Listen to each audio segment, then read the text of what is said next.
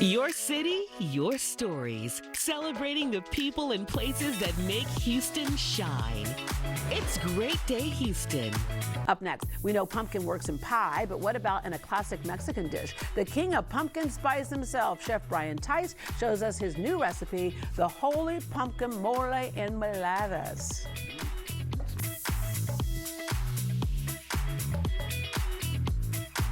It is pumpkin season, y'all. You can decorate with them. You can spice up your coffee with the flavor. Heck, you can even light a pumpkin-scented candle. Our next guest is known by some as the king of pumpkin spice. Chef and cookbook author Brian Tice joins us for a Pumpkin-Palooza, sharing 2 festive fall recipes, including a classic Mexican dish with a seasonal twist. Welcome back. Thank you. It's so good to be here with you again. Oh my gosh. We can smell this. We walked in the studio, and it's like these are simple ingredients that you put together in the right way, but we can smell it. So many compliments from people in the studio. I was really, really thrilled. So, you want to start talking about it? Let's talk about you for a second. Okay. Because you were someone who was always fascinated by home cooking. I think all of us were, because it's our first introduction to food, right? Yeah. Sometimes it went well in your household. Sometimes it did not. It went well in your household? Absolutely. Yeah, and it's something that I'm very interested in teaching other people, and that's why I write cookbooks and I'm on TV all the time, showing people how to do it themselves. You grew up in Houston and San Antonio, so that inspired your natural love for Tex-Mex food, which we all love. But you now live in New Orleans, and so that part of the family encouraged the Creole side of cooking. But what inspired you to actually go into culinary school? Because sometimes when you're home cooking based, you don't feel like you need the culinary part. But I think the thing that gave me a bug was all of the vintage cookbooks I started to collect, little pamphlets, kind of advertising cookbooklets and other larger ones from the 50s and 60s mostly, and they just inspired me to kind of recreate some of those recipes myself in a more healthy way, because some of them were kind of funky and weird, and I just like the whole aesthetic of it, and so I wanted to do my own cookbook, and you'll see the influences in my book if you look at that. Sometimes the culinary school part gives you the credibility part. That was exactly right. I said, okay, if I'm going to publish a cookbook, I need to be able to be qualified to teach people how to do it, and so I went to the best one at that time in the country, and I graduated on the Dean's List with honors, and so here I am, and then I got the deal, and here you are. But I love that whole idea. Some of my most treasured things my mom has were the cookbooks, and you'd see the little notations in there like, I'm going to swap out for brown sugar, or I'm going to do this, and the little twist they would put on the recipes. And it's one thing I learned from Julia Child. She said, if you, in fact, she was on a couple of shows that I'd done in the past, she said, if you know the basics, then you can put the twist on that you want to twist. That's true. And that's so that's what makes cooking fun to me. All right, Absolutely. Fresh Pumpkin 101. All pumpkins are edible for the most part, but not all of them are good. That's true. A small sugar pie pumpkin like the ones I have here are the ones that you want to use if you're cooking anything on the menu for today, and everything has pumpkin, otherwise it wouldn't be on the menu. It's very easy to do.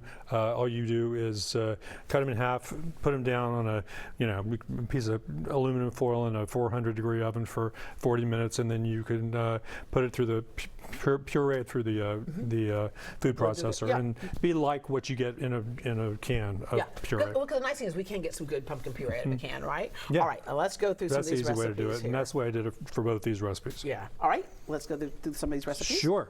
So I wanted to do pork enchiladas with a mole, and I was like, okay, well, let's study this, and boom, I realized they're called enmoladas when they have mole, right? Yeah. That was sort of a revelation to me, and so I created this recipe that has the pork, which is about an hour and a half in a Dutch oven. It's I would say the main things that it's in are orange juice, apple cider vinegar, and chicken broth, and onion, and it just fills the house with a glorious scent as it's going. Well, thank you. I put my fingers off it, but that's so okay. good. You can do whatever you want. I've got the gloves.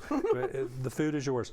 It smells so beautiful in the house. And I've never made the mole at the same time as I made the pork, because I thought I would just be overwhelmed and have to faint on the floor, because both of them have their own aromas that just linger and linger throughout the day after you finish making them. Now the mole is special special. It has the pumpkin in it.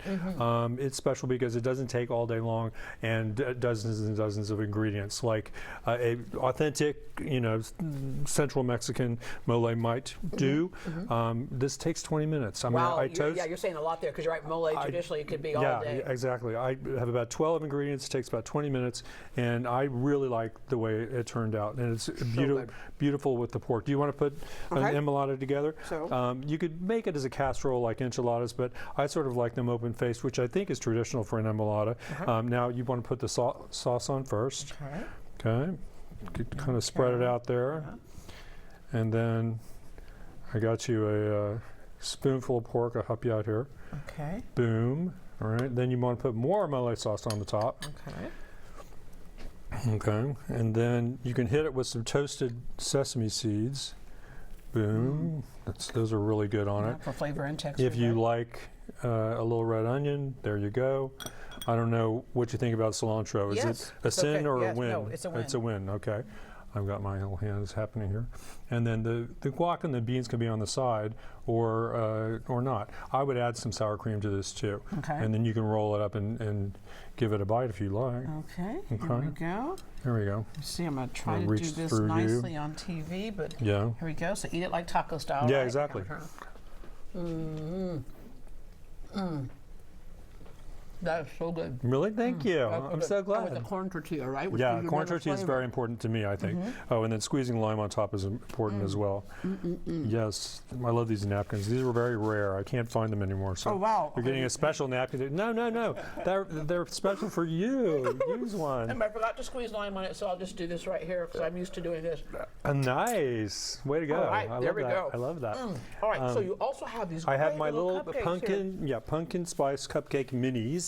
All right, and they're called Punkin because they're small, and they're unique because they've got some savory spices in them to kind of help with the fall whole idea. They've got cardamom, they've got chili powder, they've got salt and black pepper of all things, right? But they also have brown sugar, maple syrup, and pumpkin puree as advertised. Coconut extract adds a little what's that to them. Yeah. But you're right. It's the what's that thing, but it all goes together. I'm really pleased with the way they turned out. And then the top is just a regular cream cheese frosting, and those are little candy melts that I use to make a little pumpkin spirally design thing on the top. So yeah. And I love the fact that everybody who says they can't cook, you can. You made it very easy in your book. You have great recipes. Just follow the directions, one at a time. Follow the directions. Yeah. I mean, you said earlier on, if you know the basics, like Julia Child said. By the way, her good friend does the endorsement on the back of my cookbook, Jacques Pepin.